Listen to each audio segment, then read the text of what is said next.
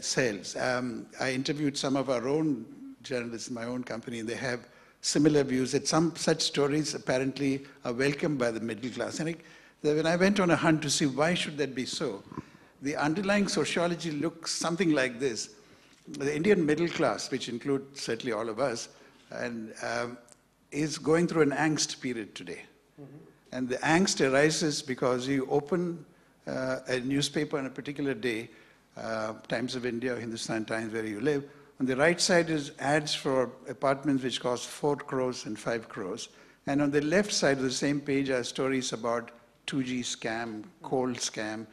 And the average middle class person whose standard of life is eroding compared to his parents, how they lived, looks at this and says, I'm a hardworking person. How these apartments, how on earth can I even think of owning an apartment? I'm a journalist, for example, 5 crores and 4 crores. And I look to the left and see the corruption stories. I concatenate the two and say, people who can afford such things must be corrupt. Yep.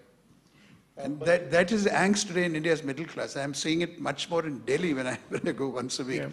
Much less in Bombay. In Bombay, we tend to think, there is a problem, maybe I need to work hard enough and make some money. In Delhi, they say government must be wrong. Yeah.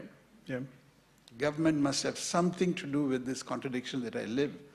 I think there is a middle class angst in our country. Well, no I don't know if it's just middle class though, because if you look at the same story, which is very valid that you're talking about, gets published in every vernacular medium, and the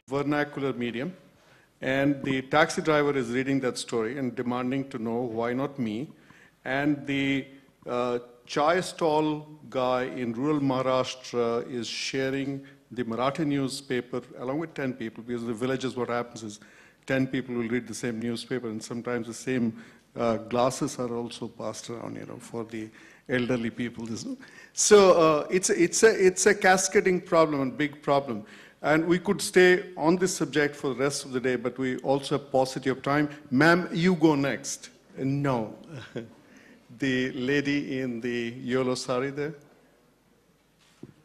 Ajit, I just want to make a clarification. It's not just Indian journalists who think that way. This is a worldwide thing. You are supposed to report the crime, the corruption, the rape, the whatever it is, to highlight it. That's just point number one. Kiran, this one's for you. You talked about the media, about the television and films that are creating this new culture that we're more comfortable with. What do you think of the impact of the new literature that's come out? You know, the Chetan Bhagats, Amish Tripathis and all. What sort of impact have they had on us finding our own, being comfortable in our own skin? Right. You know, actually, when I talk about television and film, I want to make a clarification there. I think we are creating content that's probably more reflective of us as a people. It's a bit scary for me because I